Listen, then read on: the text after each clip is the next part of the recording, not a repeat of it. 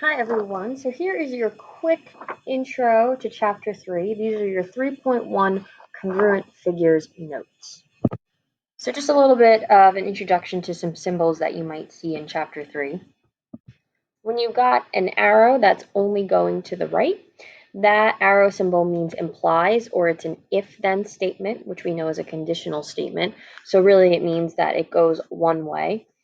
But if we've got a double arrow, then that means that the statement is going to be reversible, and we read it as if and only if. So here is our first statement in 3.1. Two triangles are congruent if and only if all pairs of corresponding parts are congruent. So that means that this statement is actually reversible. I could also say if all pairs of corresponding parts are congruent of a triangle, then the two triangles are congruent. So if you look at the two triangles that I have right here, what do I mean by their parts are congruent? Well, by parts, I mean that the three sides and the three angles of the triangle are congruent. So that's what I mean by its parts. So if I look here, remember when I'm given a statement like this, so triangle ABC is congruent to triangle DEF, the order of the letters absolutely matters. So we're going to put that down. Order of letters matters. And it especially matters when I'm doing a proof. So I'm actually going to be looking to see when I read your proofs, do you have the matching parts? Do the sides match up? Do the angles match up based on the diagram? So here, if A comes first, then that must mean that D is congruent to A because D is also the first letter in this statement. So angle A is congruent to angle D. B and E are both second, so that must mean that angle B is congruent to angle E. And C and F are last, so angle C and angle F are congruent. So that's how I can tell which pieces go with which. This also works with sides. So if AB are the first two letters, and so are DE, then that means side AB and side DE are congruent to each other. I can say BC is congruent to EF because they're both the last two letters. And AC is congruent to DF because those are the first and third letters, so they go together. So that's how you can tell which corresponding parts are congruent to each other. The other thing to know is that this not only works with triangles, but it also works with polygons. So two polygons are congruent if and only if all pairs of their corresponding parts are congruent. Remember, a polygon could be something like this with a pentagon, a hexagon, decagon, so on and so forth. So if I can show that maybe the sides are all congruent to the sides of this polygon and the angles of the first are congruent to the angles of the second, then these two polygons are going to be congruent to each other.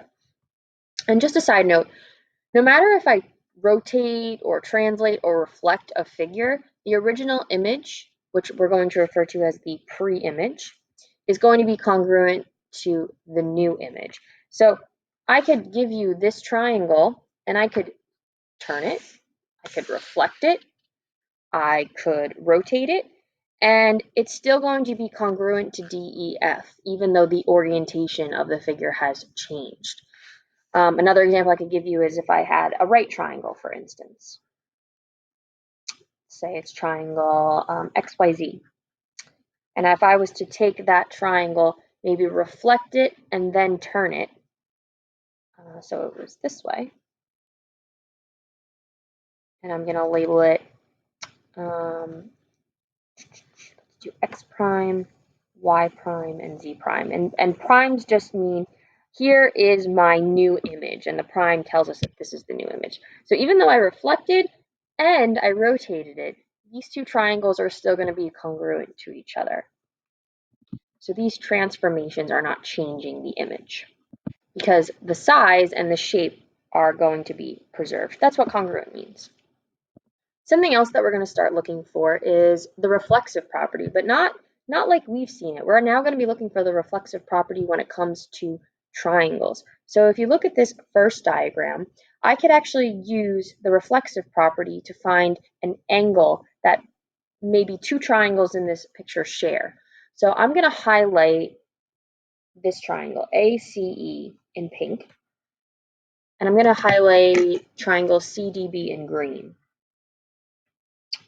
because these are two overlapping triangles in my diagram. And you'll notice that when I highlight them, there is a piece that they share. There's a letter that they share. So let me write them out. I've got triangle ACE, and I've got triangle BCE. And what you'll notice is that they both have C in common. So that's an angle that they both share. So if this was going to be a proof, I could say that angle C is congruent to angle C, and that would be by the reflexive property. And now I know that there's an angle that both of these triangles share. I can do something similar with my sides. So let's say that I was to highlight triangle FGJ in pink. I'll write that one down, FGJ. And I was to highlight JGH in green.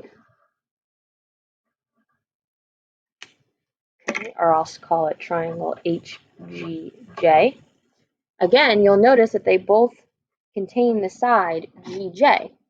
So I can put my X to show that GJ is congruent to itself by the reflexive property. And now I have a side that they both share that I could use if I want to prove that these two triangles are congruent to each other. So the goal is to look for sides and angles that the triangles share. So what we're going to be doing next time that I see you is 3.2, and we're going to use all of these corresponding parts, these angles and these sides, to show how can we prove that two triangles are congruent in a proof.